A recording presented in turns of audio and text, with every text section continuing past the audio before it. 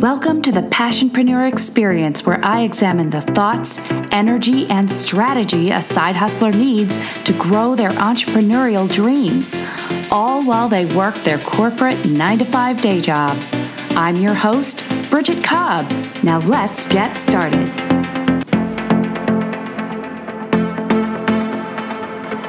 Hey everybody, welcome back to the Passionpreneur Experience. I'm so glad you've joined me this week. This week in Seattle, if you follow me on Instagram, you'll know I have started a new obsession in my time in lockdown here in Seattle, and that is this thing called the Curly Girl Method. I know I'm going to lose some of you right now, but it's basically a full-time job of washing your hair and trying to get your hair to curl, and that's basically what I'm doing with a lot of my free time right now. So you can tell I've been on lockdown for just a little too long. If you're interested in following that journey, go ahead and check me out on Instagram. I have a little progression chart. Yes, I've been at home for too long. That's not why I'm here to talk to you today, though. So let's get into our subject matter for today. Today, I am talking about sunk costs. This is such an important idea to be aware of in your business as you develop, as you innovate, and you build new things, new processes, new products, and as you look to expand. Because sunk costs are powerful elements that play with our mindset and how we function as entrepreneurs. So I want to talk about what they are, how they show up in our businesses, and why we should challenge them to see where we can go with recognizing this part of doing business and being in business, and then how we can use it to our advantage. So first of all, let's talk about what is a sunk cost. Well, according to Wikipedia, I always look it up, sunk cost is technically just a cost that has already been incurred and cannot be recovered. Really simplistic term there, very neutral in terms of, yep, we know we spend money every day, and if we consume whatever we spent money on, generally we can't get that money back. It's gone, and we must move on. The interesting thing about sunk costs, though, are that they're often contrasted with something called a prospective cost, which means it's the cost of something happening in the future, or a future cost that would be avoided if action was taken. So what I'm getting at here is now we've got kind of a cause and effect of taking an action, and then either we can stop hitting our hand with the hammer because it hurts right now, and yes, it's going to hurt, and we probably have to get treatment later. I have no idea where I'm going with this analogy, but what are the costs if you kept hitting your hand with the hammer down the line? That the damage would be so much worse than if you just stopped now. I really have no idea how I came up with that. I did not have that written down in my notes, so whatever, guys. We're just going with it.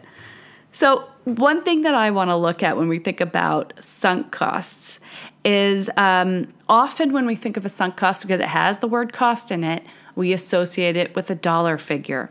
I purchased something. I laid down money in exchange for something else. What's the cost of me continuing with that process or using that product versus stopping it? But when we talk about sunk costs today, and as we're thinking about that, I really encourage you to broaden your horizon or your perspective on what that might be, and include things like the time you are spending on that process, element, product, service, whatever it is you're evaluating, the energy that you put into it, the energy that is required to maintain it. I want you to think about the emotional attachment, how emotionally invested you are in that element that you're evaluating. All of those come with a cost, because your time, your energy, your blood, sweat, and tears are a valuable asset to you in your business, especially as an entrepreneur. So all of those factors, as well as the dollars, can be taken into account when you're thinking about sunk costs. All right, so how do they actually affect us? Well, often when we have an outlay of money, time, energy, we start to get attached to that plan. We first of all, we have the outlay of money or energy or time because we're expecting a certain result. And then we plan around that. So we've put the plan in place, we're following the plan, and eventually we're going to see if there's an outcome. And what we may find is that we start to disregard the outcome because we're so far invested into it.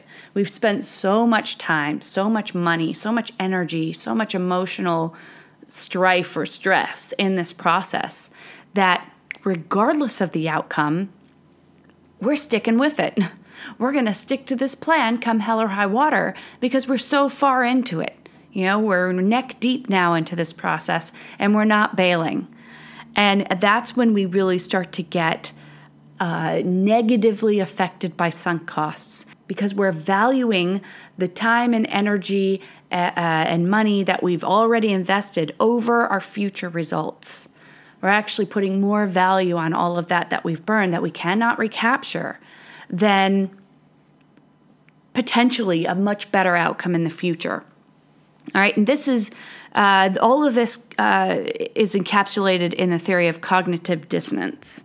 And cognitive dissonance really just says that we have inconsistent thoughts, beliefs, or attitudes, especially as relating, again, looking this up, to behavioral decisions or an attitude change. So we've essentially made up our mind, this process has to work for us. It works for my friends. I mean, geez, my curly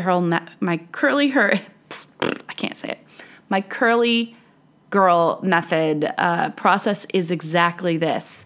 Actually, this was so relevant. I didn't even think about this. I'm investing all sorts of time, energy, money into this process to see if I can get my hair to curl.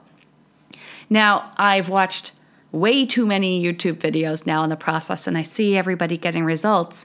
And so I now believe that I will get these results. It's ingrained in my head. My hair is going to curl just like everybody else's has, and I believe that. Now, at some point, I should be reevaluating the process all the way through, saying, I know I've invested this much time. I know I've invested this much energy. Is this still serving me? Is this still worth, to say, either I'm going to stop and I'm going to go back to the straightener and screw all this time I've spent curling my hair, or I'm going to stick with it. But I need to have the discipline to acknowledge my belief in the process and understand whether that's really serving me or not. All right, so keep that in mind. And this can also obviously happen within our own businesses, curly hair aside. All right, so we could have said, well, we've always used QuickBooks, and I have nothing against QuickBooks, by the way, but I'm just pulling products out of the air here. And even though we have all of our records are in QuickBooks and we've been using it for years, we know it's not getting us everything we need these days. There's another product that maybe we could use. But all our records in there, and it sure would be a pain in the butt to transfer all our records, and we've already done so much over there. It's just a big hassle. Now, at that moment, we're making a decision to either continue and not get the results we need going forward because we've invested so much time in the past, or to break the cycle there and say, yeah, we're going to go ahead and move now. We're going to make that change, even though, and I've got to step away from this expectation or belief that this is the best we can have, or this is just what we deserve because this is where we've gotten to. And this kind of leads me to the importance of challenging your sunk costs. There's a real value and importance to questioning and continuing to question throughout your entrepreneurial journey your processes, your systems, the products that you develop, the solutions that you're offering to your customers. And that is because we do build up beliefs, certain beliefs. We do get attached to the amount of time and energy and money and resources that we've poured into a certain process or product. But we need to go back and we need to question and say, are these still serving me, or am I just attached to this because I've spent so much time on it already? and I can't let go of that. That's the emotional attachment I have, not so much the results, because the results aren't really what I want. So is the first question you're asking as you're looking through and kind of doing an inventory is, am I still getting the results I need from this process, service, idea, whatever it is that you're analyzing as you look through the costs of your business and the investments. And again, that's investment in money and or time, energy, and other resources. And if you do identify a process or something that you feel like, you know what, I've really just held on to this because I put so much time into it, I got comfortable here, and I can't let that go, then take a moment, celebrate the fact, celebrate where it got you to this point, and take a moment to do that. And then you put it down and you go forward with the new process, the new idea. And you can do that. It takes a little bit of discipline. It's something that you may want to schedule into your business, maybe twice a year or something. You say, I'm really going to look at all of my processes, all of my whatever elements come in, even things like social media. You may have a Twitter account, let's say, that you have had for years, and it has a lot of tweets in it. And you can tell I don't use Twitter. It has, or let's go Instagram, because at least I'm a bit more familiar with that. You've got an Instagram account. It's got hundreds of images, hundreds of posts in there, but you have no activity. No one's following the account. Nothing's really happening with it. At that point, are you able to stand back and say, I still faithfully post, I curate content for this, I put all this energy into this platform, and because there's so much content in there, I can't let it go. I've been maintaining it for so long, but is it serving you? What's the purpose? If that's just for you and the purpose is this is your personal passion and you don't need people to follow this account and you don't need interaction or engagement, great. You've established what you need there, and it's still serving you because it's just for you. But if the thought is, I really needed this to grow and this was supposed to be part of my business, and I'm getting better engagement in other social platforms, then is that really a sunk cost for you? Okay, yes, you put a lot of time and energy and effort into that account. It didn't get you where you needed to be. Is it time to let that go and say, I can close that down? Because the cost of not doing that, to continue to maintain that, that's time, energy, resources stolen from other areas. Let's say those platforms where you're more successful and you get more engagement socially, versus stopping the activity, closing the account, wiping it off of your to-do list, and fully engaging in other platforms that are much more successful for you and have much more of an impact. And that's what you want to look at. That's the beauty of looking through and examining whether you have sunk costs that are holding you back emotionally or actually, physically holding you back from seeing customers. Maybe it's a platform or that you've always used. Even a collaboration, you might have, I've always worked with this person, but lately it's really been draining my resources, and it's just not providing the benefit anymore. Maybe it's time to end that collaboration now and look at other new opportunities. So there's a lot of different ways you can go across this. In many cases, sunk costs are about reducing strain, or at least examining sunk costs and eliminating when possible. It's about freeing up your resources, your time, freeing up different funds to go try something else and experiment. Last 2 episodes, I think it was 19, I talked about experimenting and why you should build experimentation into your business. If you haven't listened to that episode yet, Go back 2 episodes, check out episode number 19.